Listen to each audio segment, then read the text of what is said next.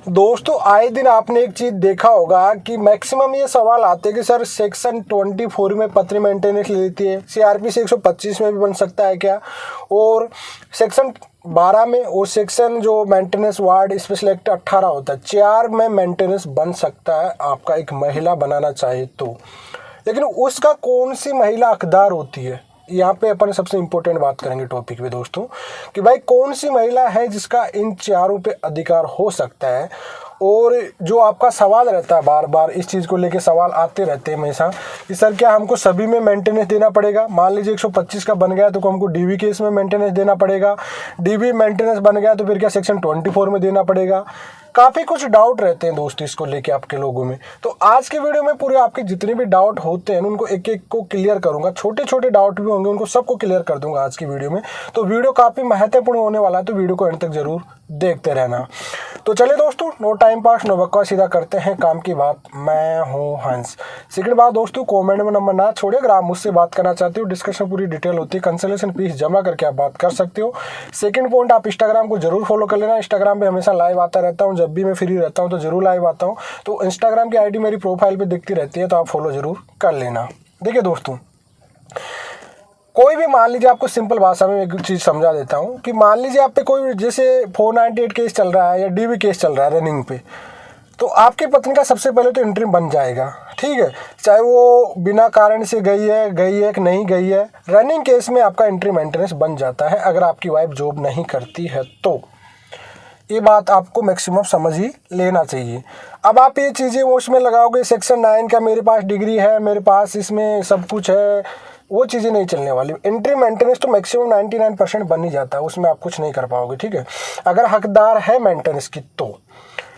अच्छी well educated भी है, वो चीज़ें भी है, तो आप उसको चैलेंज रिवीजन में अपील करोगे, अपर कोर्ट में जाओगे, काफ़ी दिक्कत आएगी। स्टे रुकवा भी सकते हो उसको, हाई कोर्ट में भी जा सकते हो, वहाँ भी रुकवा सकते हो, हर जगह आप उसे रुका सकते हो, ऐसी कोई दिक्कत है नहीं।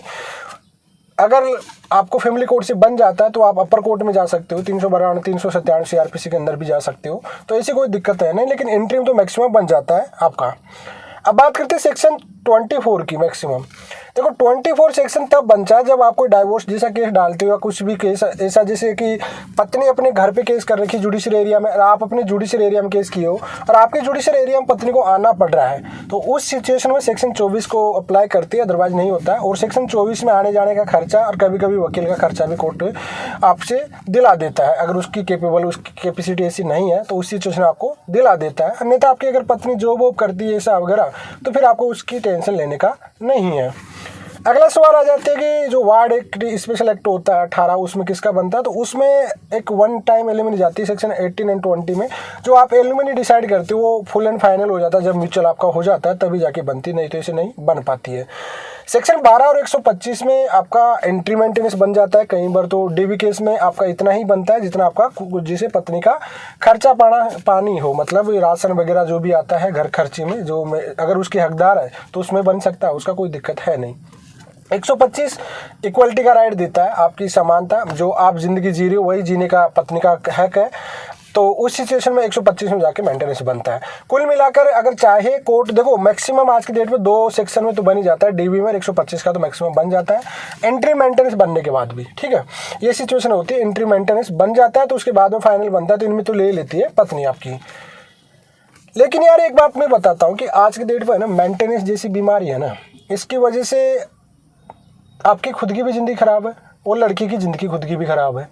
देखो मेंटेनेंस से आप ये सोचते हो नहीं यार कि मेंटेनेंस, देखो सोचने वाली लड़की पक्ष की भी शायद मुझे लगता है थिंकिंग गलत हो सकती है कहीं ना कहीं, क्योंकि जब 85% 90% मामले झूठे आते हैं, तो अगर आप एक मेंटेनेंस को इम्पोर्टेंस दे रहे हो ना तो आपकी लाइफ खत्म हो वहाँ पे, क्योंकि पैसों के भरोसे आपकी ज़िंदगी नहीं चल सकती कभी भी, ठीक है। आपका पार्टनर आपके साथ नहीं है, जीवन साथी आपका नहीं है, जीवन का आपको सुख नहीं मिल पा रहा उस चीज़ का, आप अपने मायके पे रह के पति से पैसा ले रहे हो, तो उस चीज़ में आपको गलत इफेक्ट पड़ता है उस चीज़ को। सोसाइटी में भी रहने वाले, देखो कोर्ट कानून एक अलग चीज़ है, लेकिन एक सोसाइटी में इस चीज़ का होता है फैसला, वो गलत होता है। तो इन मामलों में आज की डेट पे सबसे मैक्सिमम जो डिसीजन होते हैं वो फाइनली म्यूचुअल पे जाते हैं, एविडेंस पे जाते हैं, हाई कोर्ट की मेडिसिन में जाके क्लियर हो जाती है। तो जब भी ऐसी सिचुएशन आती है, आप ऐसा कोई मेंटेनेंस बनता है उस सिचुएशन में, तो आप फुल एंड फाइनल करिए, हाई कोर्ट की तरफ मूव करिए और वहाँ पे बैठ के कंसल्ट कीजिए, दोनों म्यूचुअल में काउंसलिंग वगैरह लीजिए और वहाँ से उसको ख़त्म कराने की कोशिश कीजिए। अन्यथा मेंटेनेंस तो जो हकदार होती है पत्नी, वो मेंटेनेंस ले ही लेती है। ठीक है। वो सेक्शन 24 में मतलब कोई वकील होगा या आने जाने किराए मांगेगी उसमें, सेक्शन 12 में राशन पानी का जो भी खर्चा वो मांगती है उसमें, और 125 में होता है वो वही फिर आपकी जो सेम इक्वलिटी का राइट होता है, आपकी अधिकार जो आप ज़िंदगी जी रहे हो वही ज़िंदगी जीने का पत्नी को हक है। तो आई थिंक मुझे आपको लगता है कि इस वीडियो मैंने क्लियर कर दिया होगा आपको। फिर भी कोई डाउट रहता है तो आप कमेंट में छोड़ दीजिए। आज वैसे भी मैं बाहर था, फिर भी मैं आपके लिए वीडियो बना दिया हूँ। चलिए आज के लिए इतना ही। जय हिंद, वंदे मातरम।